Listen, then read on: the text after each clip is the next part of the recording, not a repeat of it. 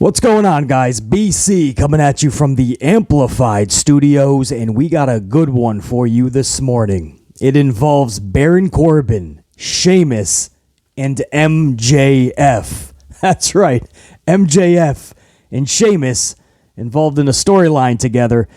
The only issue is it's not a work. It's pretty legit beef, or at least the beginnings of such. You see, as we were live yesterday during BC's live stream, these dudes were involved in social media beef.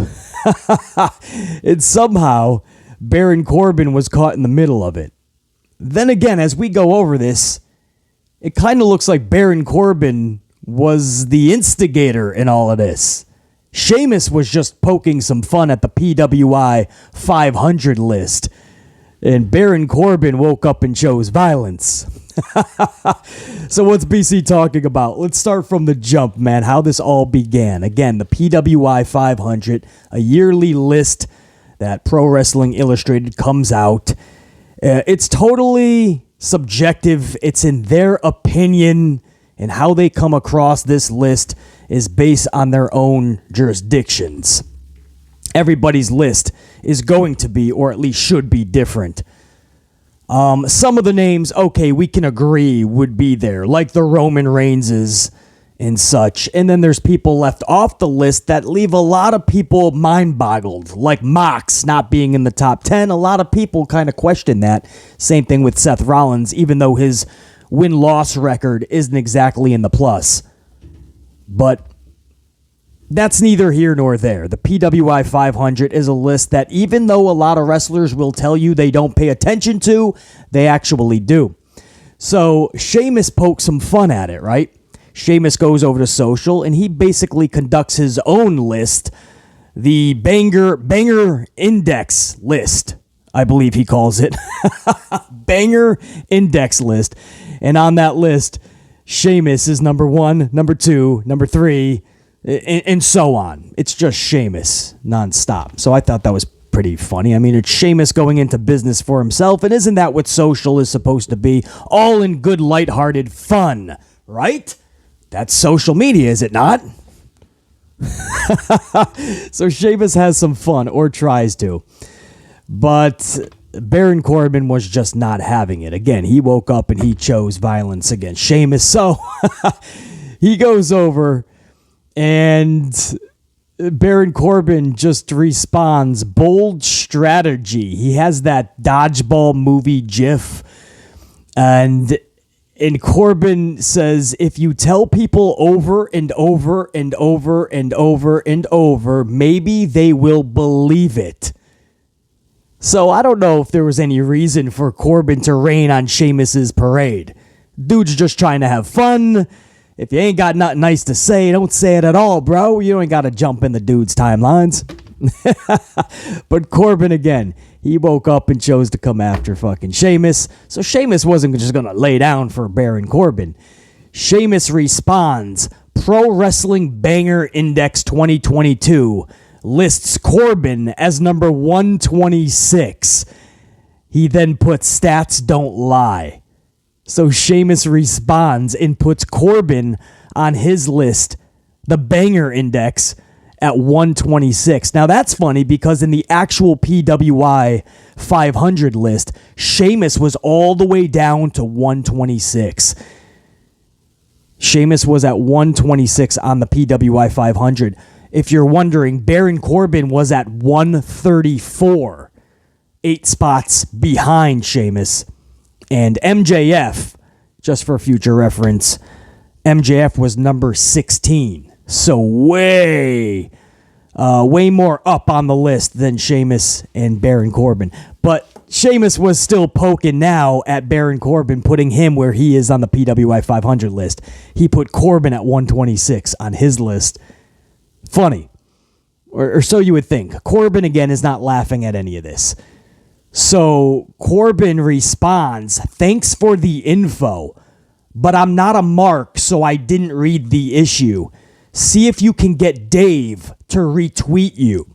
Of course, he's speaking about Dave Meltzer.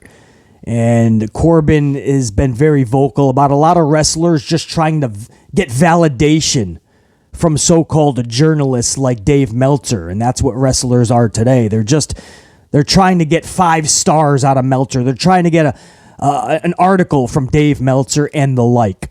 So Corbin again takes a jab saying that Sheamus has now fallen in line with those wrestlers that are just seeking validation. So again, he says, thanks for the info that I'm 126, but I'm not a mark, so I didn't read the issue. See if you can get Dave to retweet you. Sheamus then responds, kayfabe, bro, kayfabe.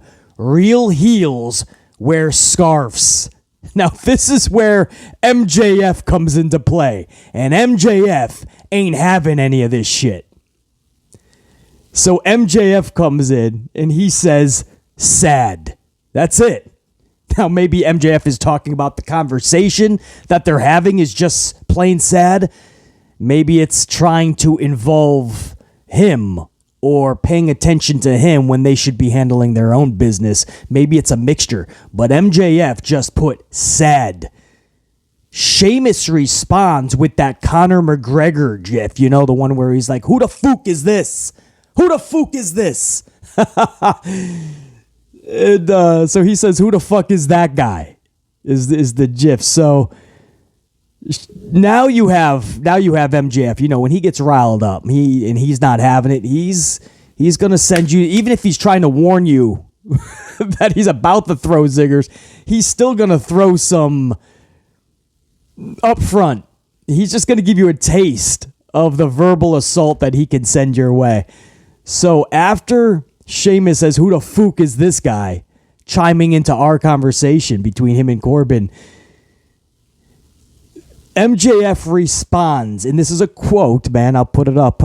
It'll be in the fucking vid. I'll make sure Sasha puts this in post-edit. But MJF responds, the guy you alluded to, stop now or I'm gonna devour you. You can rock 6-inch lifts and play top guy, but you've been handed the ball multiple times and fell.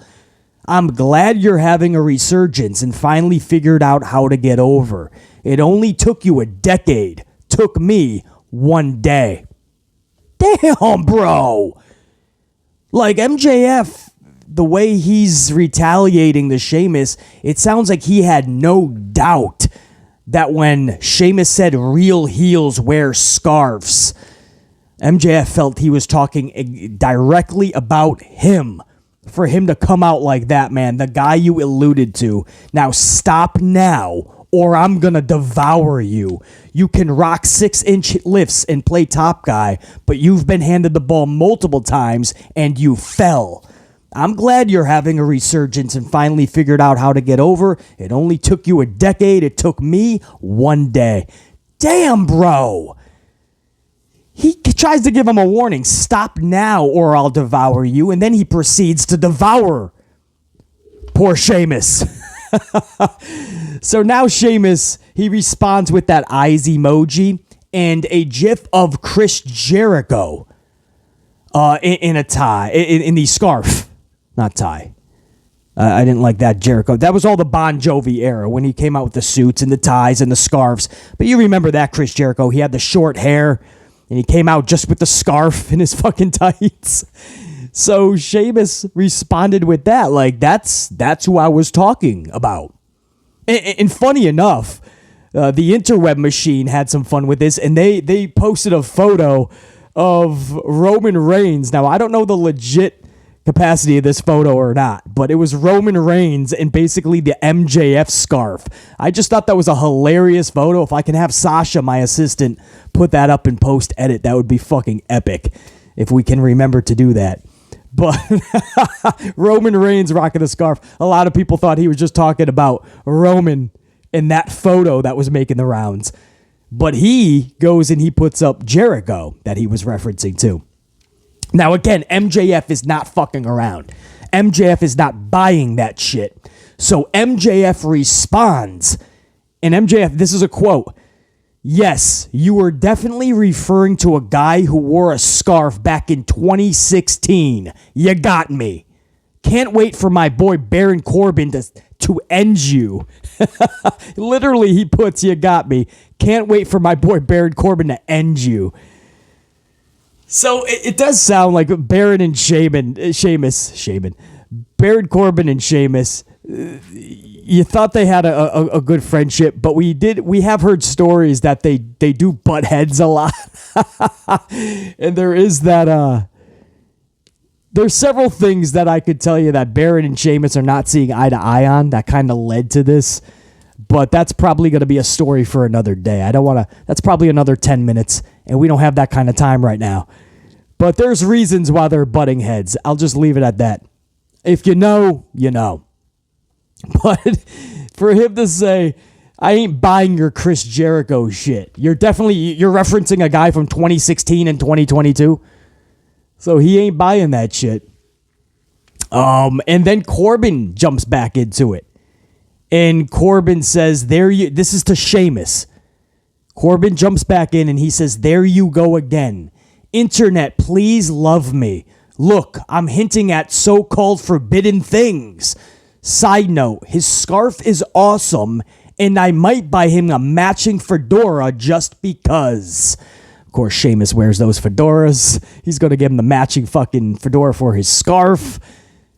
MJF responded with that fucking Schitt's Creek TV show gif where everyone's clapping. And Sheamus now dings back to Baron. You thought this was over? No, they kept going, bro. This is what makes this a story. Sheamus writes back to Baron Corbin. It's okay, Corbs. It's okay. You are enough. Look in the mirror and say, I'm enough. I am enough, damn it. So Sheamus is totally trying to fuck with Baron Corbin for being so upset, so angry, so frustrated.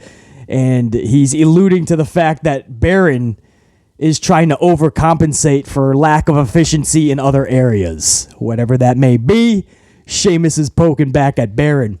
Baron isn't having it anymore either, like he ever was. So Baron responds to Sheamus again.